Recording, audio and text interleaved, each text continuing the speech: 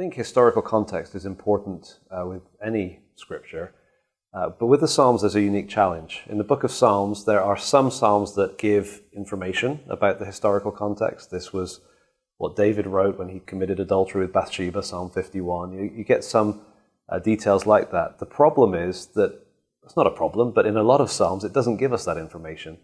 And so I think we could feel tempted as Bible students to say, well, I'm going to try to guess. I'm going to try to work it out.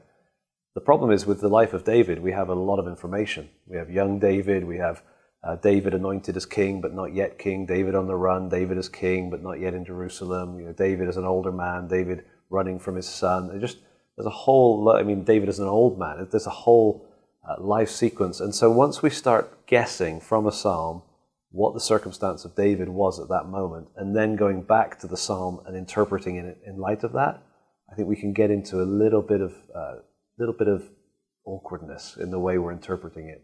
So my general approach is to be aware of the historical background as a whole, and if the psalm tells me, then I think about the historical context specifically. Otherwise, they do kind of stand as timeless poems, and so we can access a psalm without having to know the historical details if we weren't given it, because actually a lot of them just work.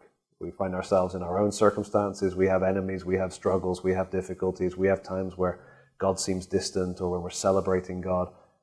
And in a way, we don't need the historical context for that. We have the psalm and we can respond to it and with it to God. So I think we need to certainly take historical context seriously, but we don't need to chase it or guess at it if it's not there in the text.